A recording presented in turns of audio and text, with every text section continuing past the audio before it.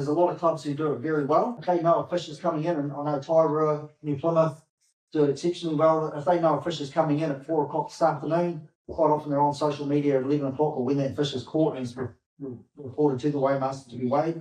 And they'll get it out on social media and then just try and promote the club. You'll get a few knockers, that always happens, but get people down to the club and help them and enjoy the experience. And it's quite good for them to see different fish. So a lot of people don't get to see marlin stuff as well. There might even be tourists in town, you just never know. So social media plays a big part in Weighmasters' duties these days.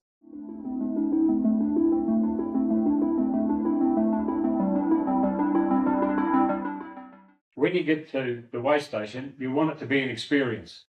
It's one of those things that when you hang a fish up, that's when it's all happening. Now, you may have an audience in front of you, and you've got to be entertaining.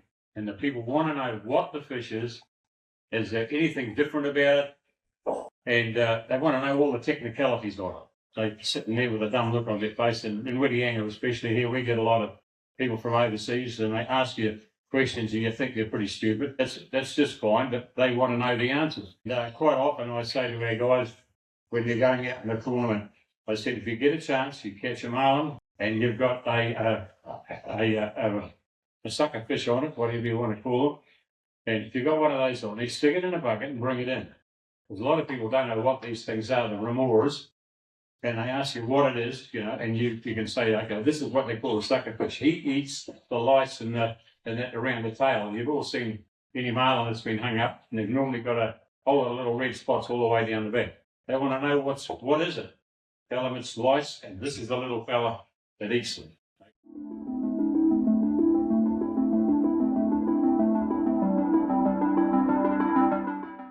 Clubs often have to have dedicated people to it, and they have a phone. They're committed to, sometimes not going out fishing in the weekends because they've got to hang around and weigh fish for people. So it's really important that we kind of respect Weighmasters and give them the treatment that they deserve.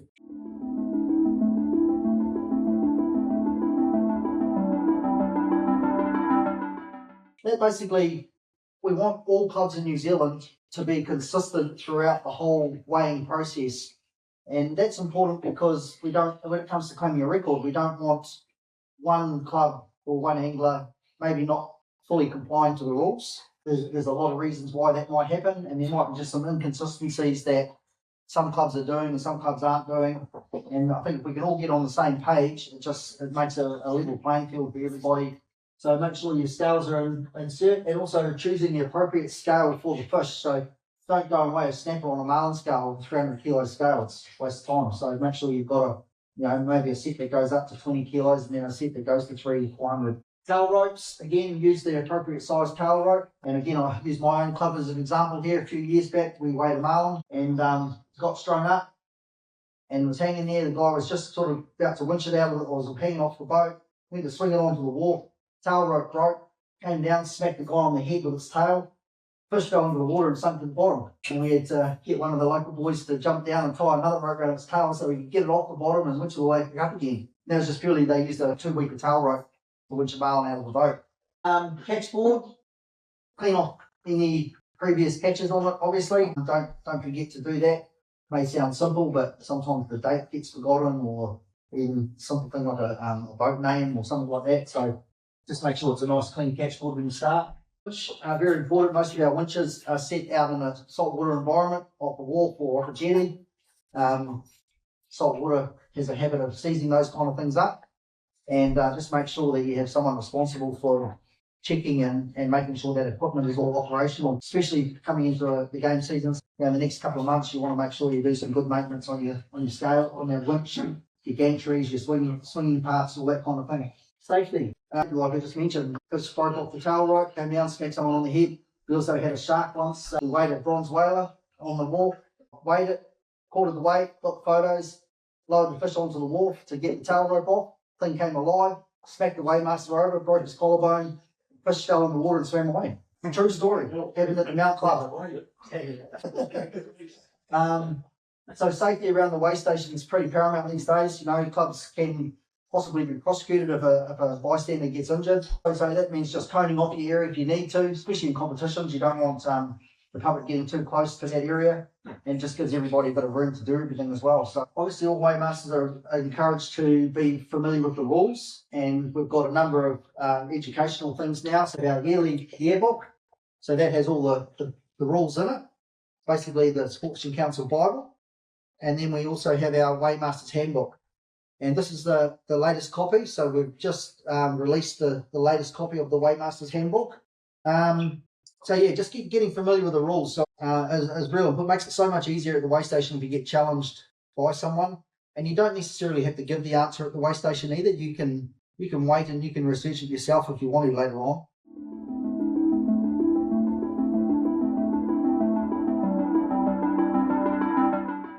The hook arrangements are obviously important. So we have our lure there. There's fine, hooks inside the skirt, but if the eye of the hook is down below the skirt and it only needs to have one strand of the lure on the eye, that's okay. But if the hook's outside of the skirt, then we want to make sure that becomes an illegal rig. And sometimes it can be a bit of stretch. Some anglers do push the limits these days, especially with the light gauge stuff. They've got the back of the hook right out of the skirt nearly. A lot of shop bought stuff these days, and don't want to dig at brands or anything like that. It's not what this is about. But on the way up today, I purchased a few things, and just your typical ledger rigs, for example. You know, bought 3 ledger rigs here. 2 of them got 3 hooks on them. 1 of them's got 2 hooks. So if you're going to use the 3 hook rig, by all means use it. But if you catch a record fish or a fish in a club competition, it shouldn't be accepted because you're not allowed a 3 hook ledger rig. So just simple things like that where it's important to just snip one of those hooks off and make sure your gear's compliant. So there you go. So where Hayden was holding that is the start of the double. Here's the hook. That's the maximum length you're allowed for 15 kilos, line class and over. That's a hell of a long setup, isn't it? Who the hell needs to use a trace that long?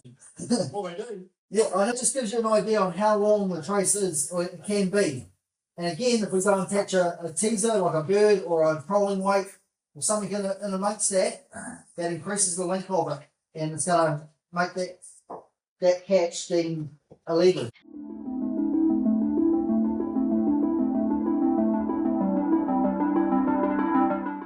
The other thing that you see a lot on weigh stations is really bad photographs of the fish.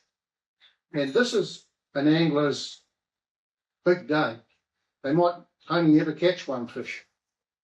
And it's really important to get a bloody good photograph. And it's not easy. A lot of people who volunteer to take photographs end up cutting the tail off or cutting half the team off.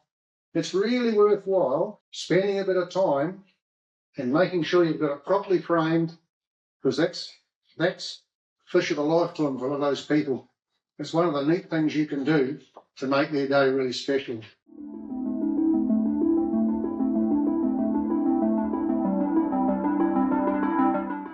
The public, the social media way, or at the weigh station.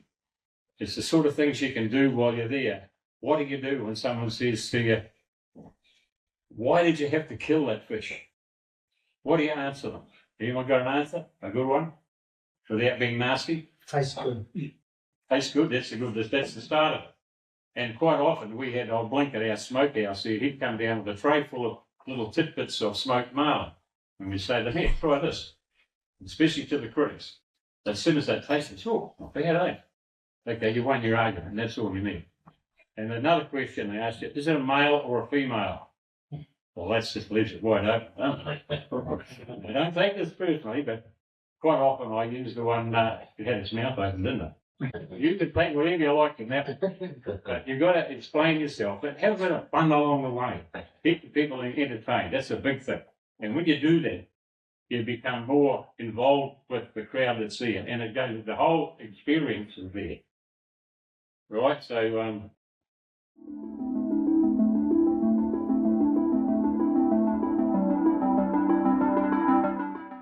yeah, it's been quite a journey writing the Weighmasters thing with the Mark 1, if you like, and over the years it's one of those things that I've had a thing about. That I go to a lot of game clubs and that, and I fish right up and down the New Zealand and all around the islands in the Pacific, Mexico, across and everywhere else. And, you know, you ask people about their club records, and they're saying, oh, we've got a such and such, it was caught on this and that and the other. I said, did anyone check the line? They just write it up there. I think it was 15 or it was. Now, many times, and especially one I can remember vividly, was up at Pongaroa. The guy came in there and he had a ramp of 80s right across the back of his boat, big ship, ramp of 80s across the boat there. And a lot of the people there were making comments already before the fish had been weighed. The Weighmasters said to me, you reckon this was caught on 15? I said, I wouldn't say so. Look at the rack of 80s across the back there. And all the lures were still hanging there on each of the rods. And when he said to me that, I said, oh, that's up to you, mate. You're the weighmaster. And there was a lot of controversy in the club on that particular tournament because there was some money involved. And that's where the trouble starts. Now, when you're fishing for money, and there's the big tournaments around, including our Kubota down in Whittianga, and when you have those sort of tournaments, this is when you've got to do the job properly. Really think about what you're doing. If you do it right, you're not going to have any trouble. Because the guy that gets the second heaviest fish, when it's a prize for the heaviest fish, he's going to find something wrong. Because normally we used to have, some of you guys will remember, we used to have an insurance policy to cover the top prize if it was over a certain weight. Different fish. The guys that fished in Tauranga over the years and been with the same sort of thing. Insurance company covers it. Those sort of things, the guy that comes second is the one that's going to be making all the hope in the bones, because instead of getting the 15 grand, he wants the 30. Obviously, and a lot of clubs have to get a lawyer in to cover that because the insurance company insists on it. Make sure you do it right. And don't take shortcuts. Make sure you do the line test. Make sure you measure the gear and check the rest of the gear. I think it was Taranaki at one stage in the shark tournament. Am I right? There was one shark ended up in a court case, and it was over the length of the rope to secure the fish to the boat. That sort of thing you don't want to have. So you think of a couple of numbers. One is 9.14, 30 feet. We use that in a lot of the different rules, and keep thinking that. Keep that in the back of your head. Measure your leaders, measure your doubles, and the double is not included in the 9.14 because a lot of guys that come up, they say, oh, yeah, but it's 40 feet, isn't it? I said, no, that's a combination. Read the rules. But if you're going to train guys up as Weighmasters, read the rules and stick to the rules. And read every word that's there. Because sometimes one word makes the difference and who interprets it.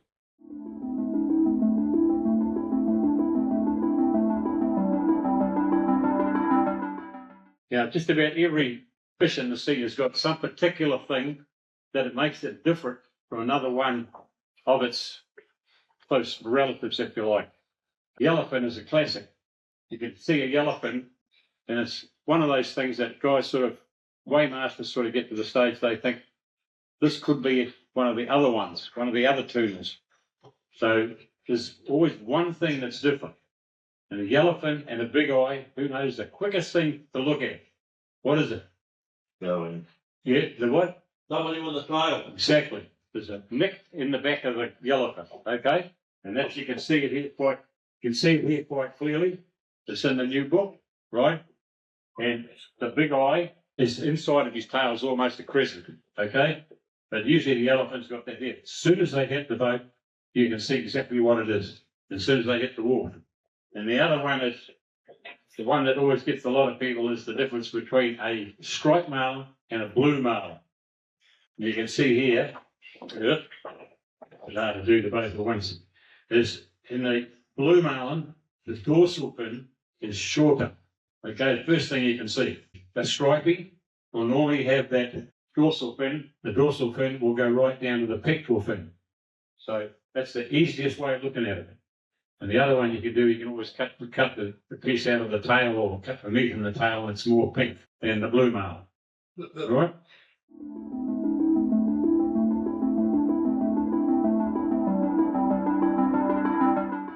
Now I've found is that if you get the extra wide whiteboard markers rather than the fine tip ones, you've got more chance of actually being able to read the board afterwards. It is difficult. If you photograph straight onto the whiteboard, you'll get reflection. It's very hard to see it, but if you photograph on a bit of an angle, you probably find it'll come out better. I don't know if you've seen those county whiteboards, but we use it's a chalk pen, and it's on a blackboard, just like old school teacher stuff. And it was a green chalk pen. I think it works pretty well. As long as the Weighmaster writes it nicely, presses that pen, it comes out well at night. That's really good, because that's another thing, and that reflects back in the photograph. The person got their photograph, and you can't read what's on the board. That's just something else that we as a club can do for that individual angler that make their day really special. I think also, regardless whether it's a chalkboard or a whiteboard, keeping water splashes off it, being very protective about that's got to be kept dry. There's a number of photos where splashes distort the numbers, and somebody's come and hosed it halfway through the photo session. Respect the photo session. As Pete's just said, it's a key time in an angler's life. Probably the best fish they'll ever get. And you come and wash with a hose while you're taking the photos, guess what happens to those numbers, regardless whether it's chalk or whiteboard. Yeah, that's all good comment. It is a special day for those people, and you could make it even better for them.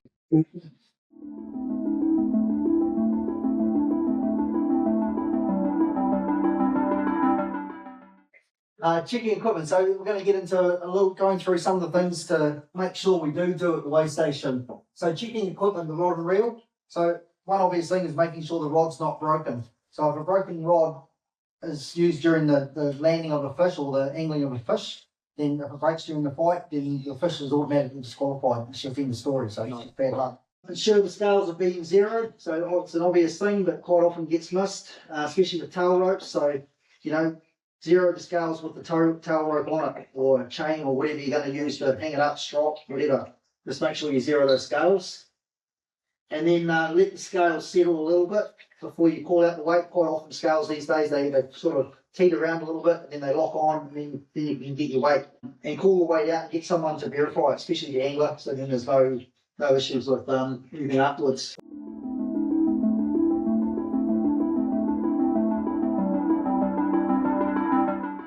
What we've got to do, have the nose firmly on the upstand of it, and then we measure to the V in the tail. You see there? If the fish is wider than the board, the measuring board, it's a good idea when you're or running a competition, ask the people to slide the fish down so that you can see the top or the bottom of the measure board.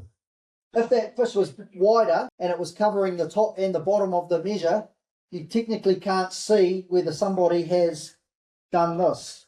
Okay, good old trick, eh? So in your rules for your measure tournaments, it's a good idea to just stipulate if you can't see the top and the bottom of the measure board, the photograph must be taken with the fish slightly off, as long as the V of the tail still shows. Yeah. Oh, yeah, got another fish here.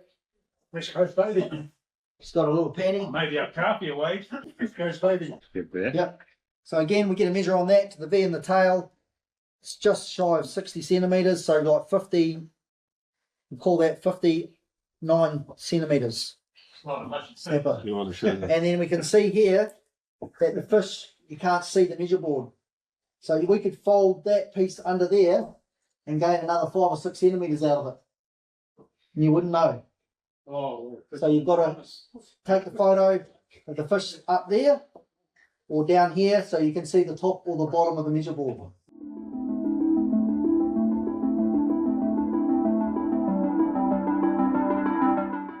The maximum length that you're allowed with your assist hooks, and it's 1.5 times the hook length, or 101 millimeters of the assist cord. So I bought a couple of jigs on the way up today, straight out of the shop. We'll get one of this one here. So there's your assist hook. Applies that way. It's only 1 times the hook length, pretty much. But if we put a tape measure on it, from where it's attached to the end of the hook is 115 millimeters. So again, non-compliant, all because that cord is too long. It's not allowed to be any more than 101 millimeters from the attachment point. So it looks perfectly good and works perfectly fine, but it's just a little thing to be mindful of, and it's probably something we don't educate the anglers on enough, is the use of assist hooks and those kind of measurements. mainly obviously with kingfish and tournaments and stuff. So just another one to keep an eye on. And I checked this one as well. So I bought 2 jigs, both of them non-compliant, straight out of the shop. Again, cyst hooks, couple here you just buy straight out of the packet. Got to be 1.5 times the length. That's fine. Only one and a little bit. This is for obviously smaller setups, smaller hook. 1.5 times the length. It's probably about, yeah, it's three times the length. So again, and it's probably over the 100 mil. Just check that. Yep, 122 mils. So again, shop for item, attach that to your lure. It's non-compliant. This is again quite self-explanatory. I think most of us know all of these. Hire the hook outside of the scoop, and the top one, the double hook in the old skippy lure. You know, again, shopboard items sold with double hooks in them, especially when you want to slay the skippies and fill the freezer. But if you manage to catch a record fish on one of those, then non-compliant. However, the old white bone next to it, because it's got a fixed hook in it, that's fine. We're allowed to use them. And then the old slow jigs, again, that one there, just the assist hooks. You're allowed 2 assist hooks, but you're not allowed to. They've all got to comply with that length and that as well. Right. The old school Rapala, probably not many of those used these days. There's way flashy versions with the deep dives and things. But again, with triple hooks or double hooks, they're fine. They're fine like that. We can use them. And then down to our ledger rigs, what I explained before, the old 3-hook ledger rig, very commonly used, non-compliant, 2 hooks, it's okay.